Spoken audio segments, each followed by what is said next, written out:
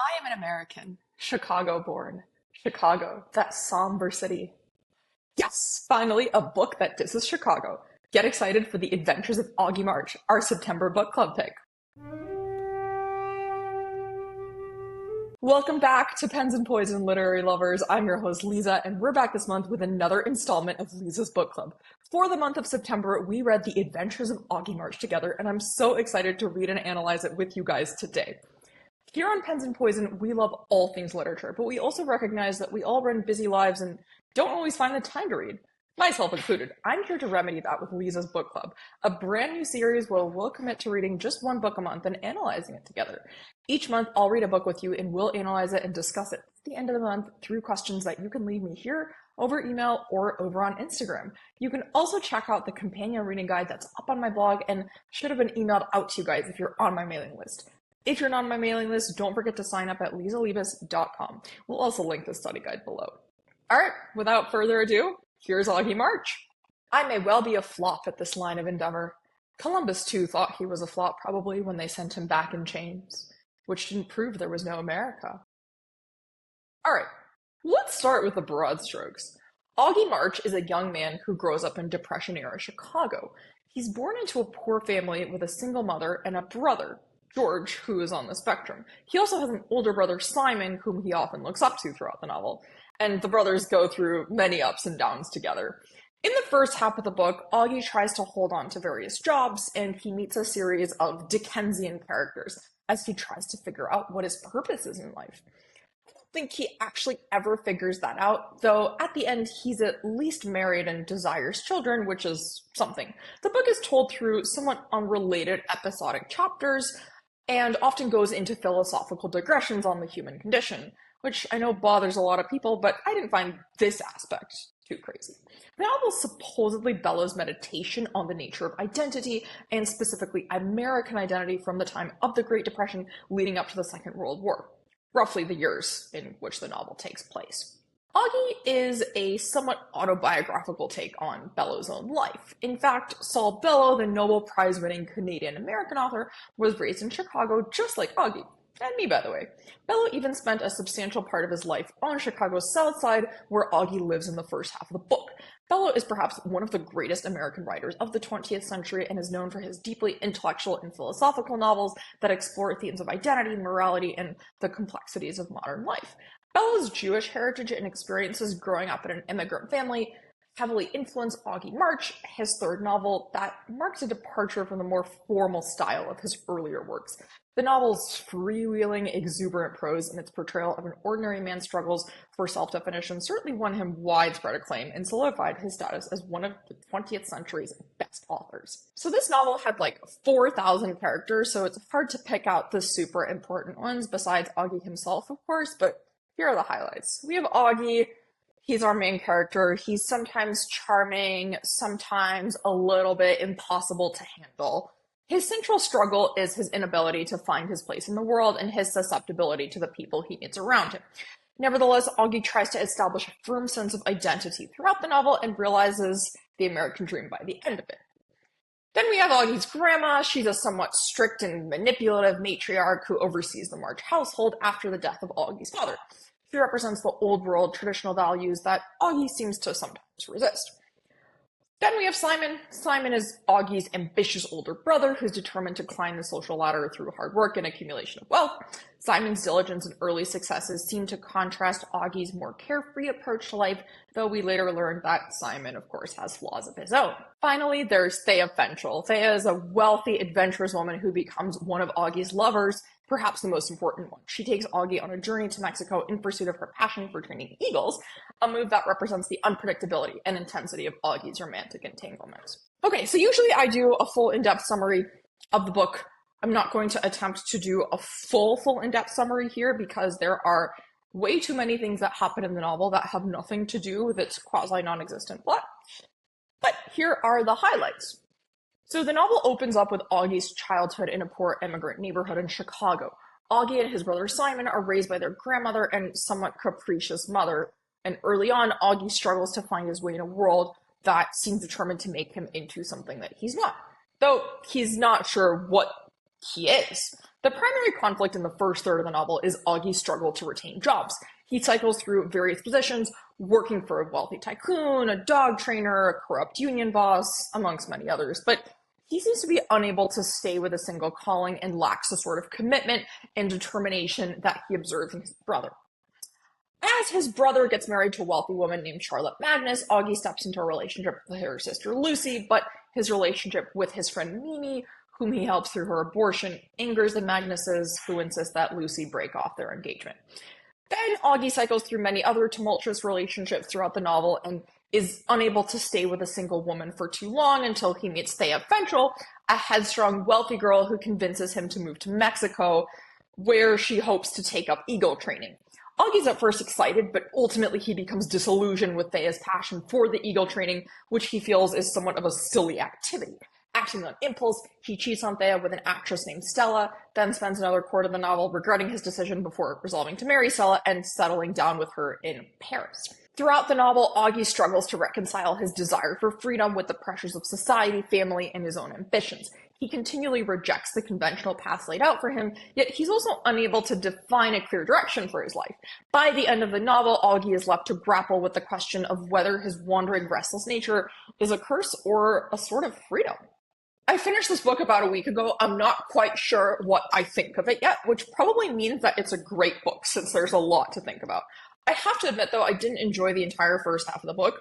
Augie was not particularly likable to me. The characters were somewhat Dickensian in the sense that they were very vivid yet strangely flat, and there was absolutely no semblance of a plot. That got no better as we went along, but I think about halfway through I started to accept the fact that this was sort of a plotless picaresque novel like Don Quixote or Tom Jones that follows a wildly flawed character along a series of adventures with no set plot development. I also always teach the narrative arc to my students when I work with student essays. That's this thing right here. Each story has to have a set of actions that keep the story in motion, and the actions have to be related to one another, etc., etc. I am proud to say that Saul Bellow disregarded all of these steps, which I suppose makes him a hero of his own in some way. This honestly makes me a bit jealous because, you know, back in the 40s, you could get a whole book published without a distinct plot, and now all literary agents care about is that first 3 pages that draw you in. Well, I can veritably tell you that the first 3 pages of Augie March did not draw me in, neither did the first 3 chapters. I'm sure I would have put this book down if I hadn't committed to making a book club video on it beforehand, and if it weren't wildly admired as a great American novel. I had a bit of a critical view of its plot, and I don't think the plot ever got any better. I just stopped expecting it to, and that made the reading experience a lot better for me, keeping expectations low. But all of this isn't to say that I didn't like the book. In fact, I greatly enjoyed parts of it, and many of the chapters sucked me in, but I almost felt like I was reading a set of short stories rather than a cohesive novel. Some of the characters we met never came up again. Many of the plot lines, if you can even call them that, seemed entirely superfluous. At least the way the characters surfaced was consistent with life. Sometimes we meet weird and interesting people who are memorable, but who we never meet again. So that made the novel feel at least a little bit realistic.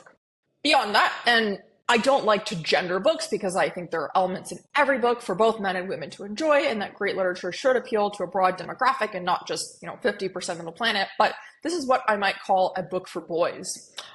I'm sorry, it just is. It's told from a man's point of view. It goes into very male observations about life, doesn't really develop the female characters in the same way as the male characters are developed, and Augie himself annoyed me to no end. He spent the entire book treating women very badly, and then tries to convince himself that he's an okay person because all humans are flawed.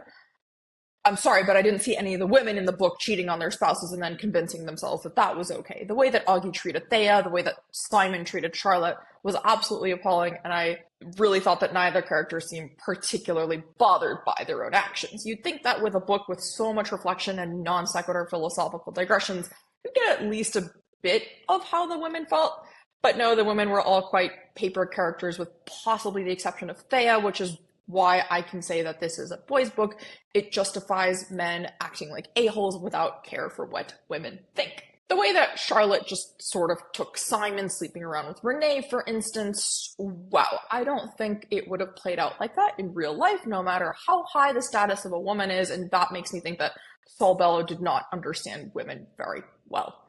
So there are 2 things that make this book truly great despite all of my complaints about it. First is the prose.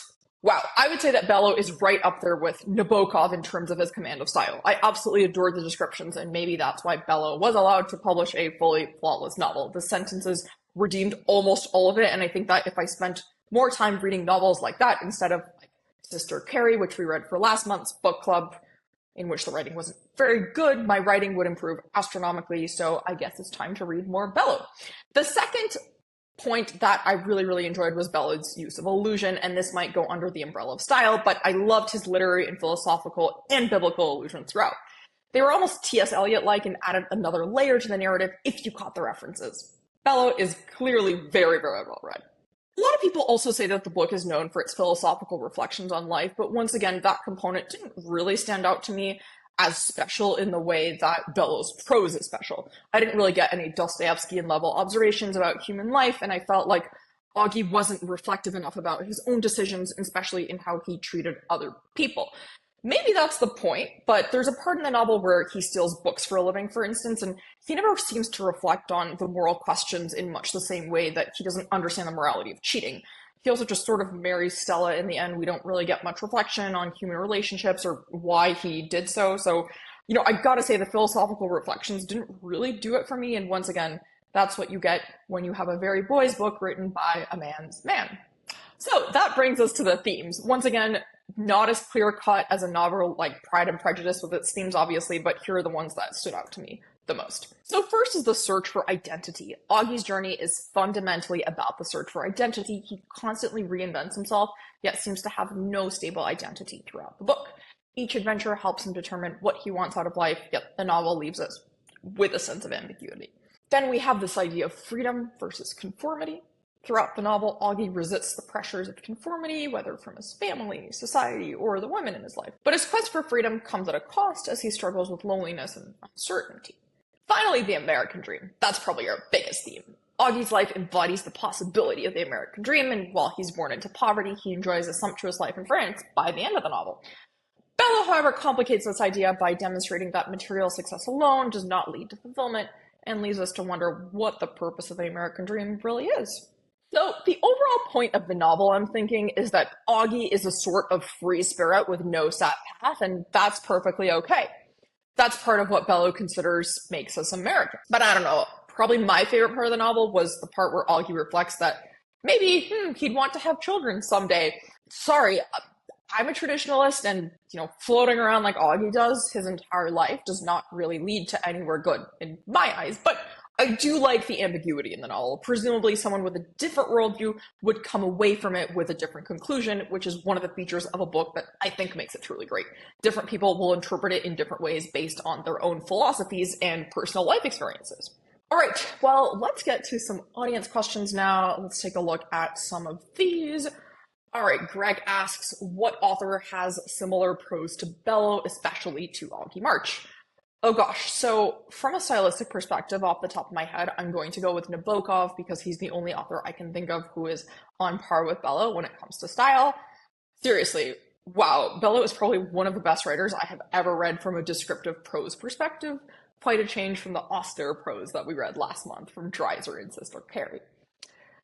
All right, another question here. Can you give a summary of the novel in 15 seconds? A young free spirit, born into Depression-era Chicago, embarks on a series of episodic adventures, from absurd jobs to steamy love affairs, that help him attain a clearer sense of his identity. And lots of philosophical digressions. Final question here. By the end of Augie March, do you think Augie has achieved what he set out to find? No, absolutely not. He doesn't have a real job. He doesn't know where he's going to live. His relationship in Stella doesn't make much sense and seems to have a lot of problems. He is just floating. That's the point, of course, but I think Augie's search for identity has most certainly failed. I know I'm being harsh on Augie. He had some endearing moments at times, but wow, other times he really did annoy me. I'm out here standing up for all women and reminding you that this is a boys' book.